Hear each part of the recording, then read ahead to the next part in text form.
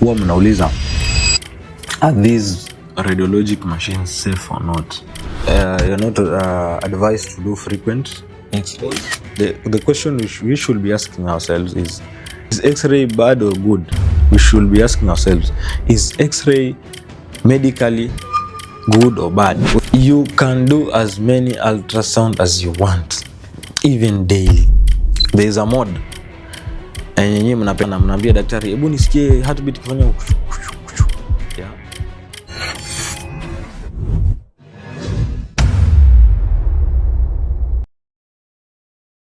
Welcome to Radiology Simplified. This is the first episode as I'm going to answer most asked question by you guys. Huwa mnauliza, are these radiologic machines safe or not? And today, as you guys know, the most used modalities in Kenya right now ni ultrasound, x-ray, CT scan and MRI. Hizo ndo zinatumika sana. And when people hear about radiation in x-ray, they think of something dangerous, something not good. Kwanza mkikuja in our department and you see the hazard sign, you think of not good thing. And let me tell you today, we get exposed in many ways by radiation in our daily activity at some level. Example from the sun, even from the food we eat, from the earth yenyewe iko on some level of radiation. But hii ya x-ray is artificial and it's used medically to get good diagnosis.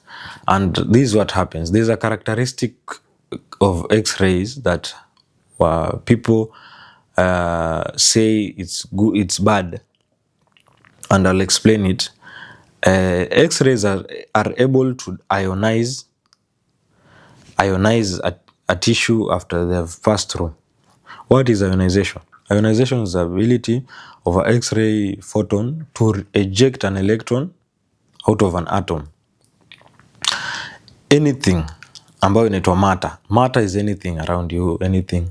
Matter building block yake kule chini kabisa iko na kitu inaitwa atom. Atom is made of a nucleus na imezungukwa na electrons. So you can use example ya a family with a mom and dad katikati and then watoto kando. That's a good example of a atom. So X-ray photon is able to push away one of the electrons away, one of the children away, causing cell injury. Something that is not good. So that ionization effect is not good. But I have good news. Our body itself is able to heal from that effect. So this explains why you're not advised to do frequent x-rays, because cell injury at a point constantly can cause harm to your body, because it change cell function at that very molecular level, which is not good. But in whole, the question we should be asking ourselves is X-ray is X-ray bad or good? We should be asking ourselves, is X-ray medically good or bad? When you add the word medically, it makes a lot of sense, and you'll find that the benefit outdoes the risk. So it has been used for a long run to diagnose my disease mingi. It has helped a lot of people. Let's go to CT scan. CT scan uses X-rays actually, but in more X-rays are used to diagnose tumors, infections, internal injury, fractures. But for CT scan, we get good resolution. In short, good pictures in 3 dimensions.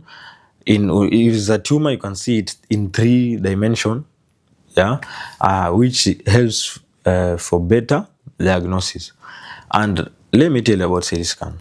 CT scan is only done if relevant. Si kila mtu anakuja na andikiwanga CT scan. No. A CT scan is done if relevant. And we say this. It is better use CT scan to get a better to get early and better diagnosis than avoid CT scan and its minor risk ukuwe misdiagnose na even late diagnosis which may cause more harm than ile danger x-ray ingekweka ile danger kidogo ungepata from CT scan ionization. And so the benefit before they write for you a CT scan request for you to do, before they request for you to do a CT scan, they make sure the benefit outdoes the risk, and that's good, you know. Let's talk about MRI. MRI in full inaitwa magnetic resonance imaging. The word magnetic, so important. So it uses magnets to get pictures of our body. Na MRI yenyewe, it takes images with better resolution, and it takes very fine images of even a tendon, a muscle, as low as a muscle, as small as a tendon. So in full length, let me tell you, MRI is the best. Why? It takes good pictures, very good pictures for better diagnosis without using ionizing radiation. So MRI has one limitation kidogo for those people with metallic implants zinamshaikewa kwa mwili na mnatembea nazo. So metallic implants like chuma umekewa kwa mfupa, or wengine wamefanyiwa heart surgery wako na pacemakers, you're not advised to do an MRI because ile magnetic energy iko kwa MRI can cause harm. Hiyo magnetic energy iko so high, sawa, and MRI in full is good, ina harm. Ni vile tu MRI not like X-ray and CT scan inachukua longer time, na you are in a space, you are in a machine alone.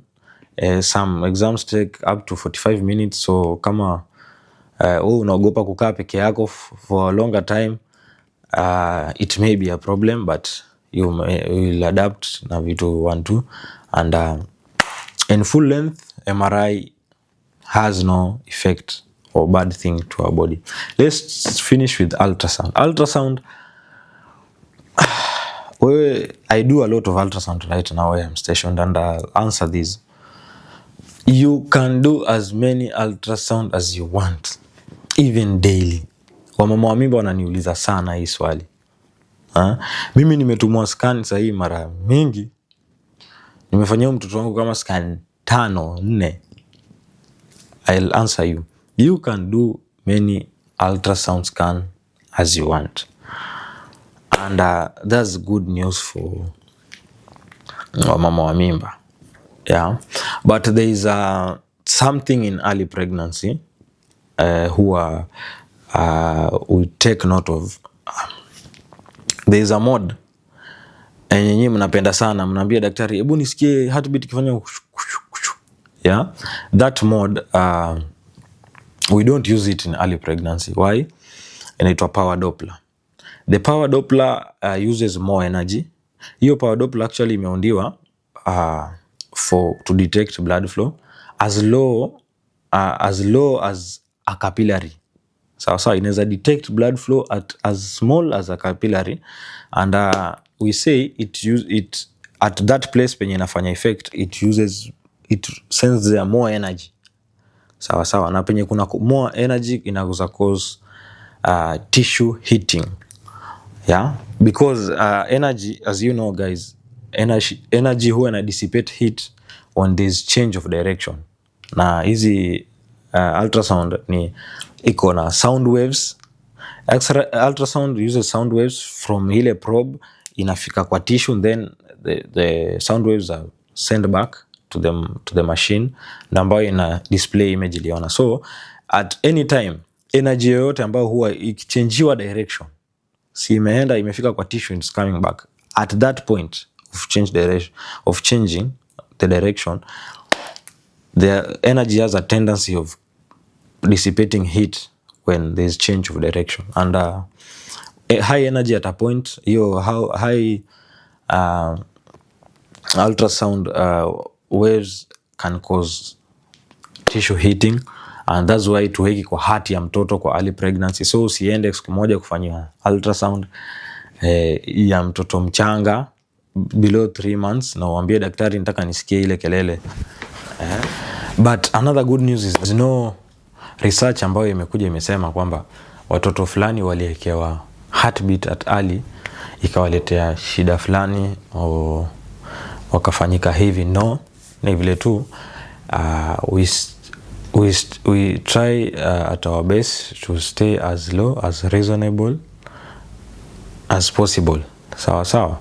And we know power Doppler at that point inaweza cause thermal tissue heating, and we just don't do it because physics is not like law. Tunaanza tu argue hapa sijui hii physics 1 + 1 is 2, that's a constant. Hakunanga mtu ashaanza kusema no. So we know it can cause this, we don't do it. That's good for us all. So guys, in full length you have understood that medical imaging has one principle, is to the benefit outdoes the risk. Sawa. And there's one principle we worked it, inaitwa ALARA principle, inaitwa in full, as low as reasonable, achievable. So we use as low radiation as reasonably to achieve better images. Bye. See you next time. Make sure you follow, like, and comment in Radiology Simplified. Bye.